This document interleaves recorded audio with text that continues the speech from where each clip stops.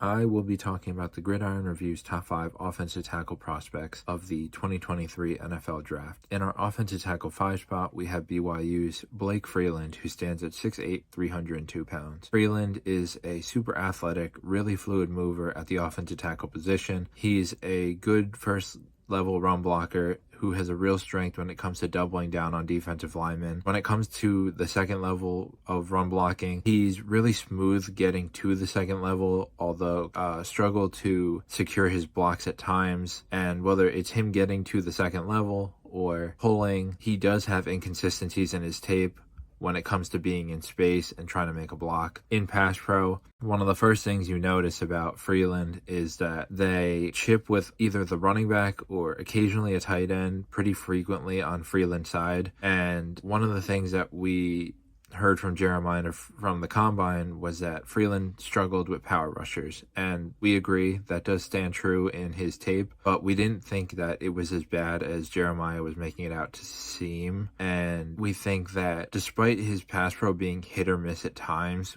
it was overall pretty well-rounded. He obviously could use some work, and that's something that whoever drafts him is going to have to work with him on, but we do believe that he is a fringe first rounder.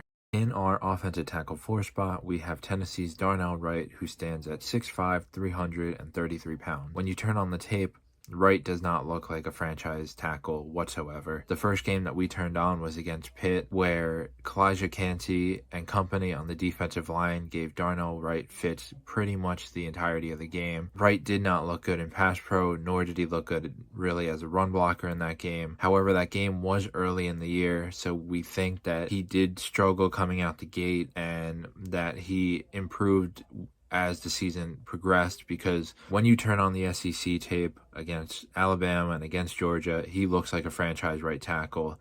He neutralized Will Anderson as well as several defenders on the UGA defense. Just to get into it a little bit, Wright is a good, not great first level run blocker who is extremely smooth getting to the second level and is able to secure his blocks with minimal to no issue. Wright is also a prospect that when he's asked to pull, looks extremely quick and extremely comfortable doing so. In space, he's also able to secure his blocks, whether that be on a nickel defender, a linebacker scraping, downhill safety. When it came to pass pro, he looked really good. The one note that we have is that whatever team drafts him is going to have to work on his pass protection drops. There are times where he will drop way too far, to the point where he's dropping to either where he's in line with the quarterback or even deeper, which makes it extremely easy to beat Wright because he's essentially beating himself. All you have to do is shed the block. The quarterback is right there for the taking. The only other note that we have concerns about is that Wright,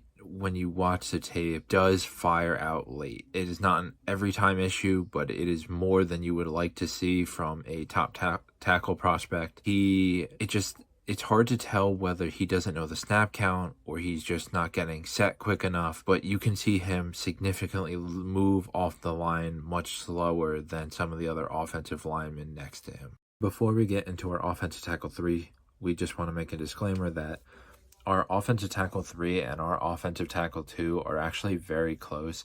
So the player that's in our offensive tackle 3 spot is probably going to be much lower on the rankings than some other people have him. It is something that we discuss every once in a while to figure out whether we want to move him back up to our 2 spot or our 3 spot, or keep him at our 3 spot. And with that being said, our offensive tackle 3 is Ohio State's Paris Johnson Jr., who stands at 6'6", 313 pounds. Johnson is a offensive line prospect who has the ability to play offensive guard or offensive tackle at the next level. Johnson in 2021 played offensive guard for the Buckeyes before moving to left tackle in 2022, where he looked like an extremely solid offensive tackle prospect, really well-rounded and can do it all. He's got good footwork and moves really well. He's a good puller. He's good getting to the second level, good at the first level, good in pass pro. Probably the safest tackle prospect of this class. And if we were going on safeness, he'd probably be our offensive tackle 1. However, we do have 2 guys ahead of him that we think have a higher ceiling than Johnson. Our biggest concerns with Johnson are that when it came to stunts on the line and blitzes from the box, that Johnson saw it pretty well, but when you started sending stuff at him from outside, like nickel blitzes or outside corner blitzes, he wasn't recognizing it as quick as some of the other prospects we saw did. It wasn't that Johnson couldn't get to it or wasn't seeing it at all. He was just seeing it late. And we hope that his blitz recognition is something that improves as time goes on. And the other issue we have is that with his hand placement, we really worry about the holding calls. There were several times on tape where he was just straight up bear hugging defenders and didn't get flagged. And I mean, if you get away with it, you get away with it, but we think that it's a red flag because a walking penalty waiting to happen at times, and the last thing your offense needs is to be set back by holding. Obviously, this is something that can be prevented with some work on his strike point, but it is just something to note from his Ohio State film. In our offensive tackle 2 spot, we have Georgia's Broderick Jones Jr., who stands at 6'5", 311 pounds. Jones is in our offensive tackle 2 spot again because he is a prospect that we believe has a higher ceiling than Paris Johnson Jr. The debate between our offensive tackle 2 and 3 spot is constantly being thought about. Johnson and Jones are very close in our opinion. The ceiling is what separates Jones for us just by a little bit, although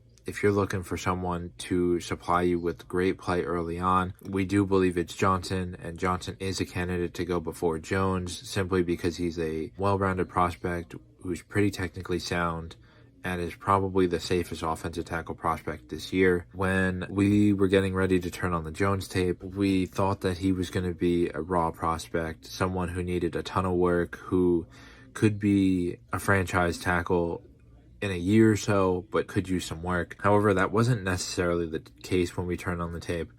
When you're looking strictly at Jones' final product, and what we mean by final product is the football aspects of his game, the run blocking, the pass blocking, the pulling, the blitz and stump pickup, things of that nature, all like the football things when you think about the offensive tackle position, was actually pretty well defined by Broderick Jones. It was when you started to nitpick his technique was where you saw the issues. His hand placement wasn't perfect. It is definitely something that needs to be worked on. His strike point, where he's getting his hands, and his footwork needs more consistency. Not that it's bad, but he's got high highs and low lows. One of the issues that we have is that he does still try to throw defensive ends and outside linebackers.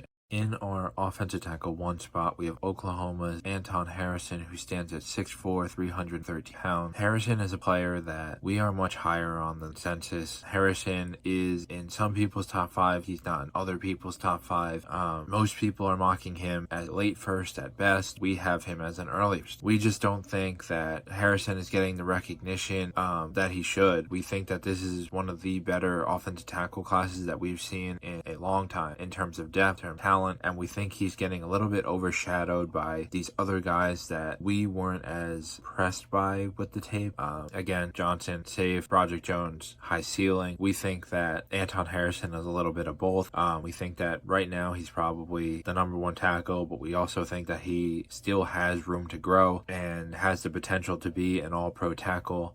Extremely high ceiling. He's big, he's physical, he's agile. We don't understand why people aren't high on him. He is a good first level run blocker. He's a good second level run blocker. He pulls really well. His pass pro is good. He sees blitz and stunts really well. Even the ones coming from the outside, like nickels, corners, stuff like that. Our issues with Harrison, center of gravity. He does have an issue to reach at times, particularly getting into the second level. He will reach for linebackers. The other thing he'll do is he will, when he's looking to either block down or reach block or something, throwing, he will drop his head, his eyes will go down, and it is more likely that he will fall to the ground or be, for lack of a better term, olayed and beaten by the defensive lineman. And inconsistent footwork is another one of his issues. His footwork has high highs and low lows, and you see it in the pass protection in particular. When he is blocking really well, he's taking his short, choppy pass pro steps. When he begins to struggle a little bit more, particularly around speed rushers trying to get around the edge, you notice that his steps are much longer, and the elongated steps are what is causing an inconsistency in his pass drops. If he can continue to work on his footwork with his coach at the next level and clean that up to be a lot more consistent, we think that Harrison may be one of the better tackles in the NFL in his rookie year, although we still have high expectations for him, even if his ceiling doesn't come for another year or so.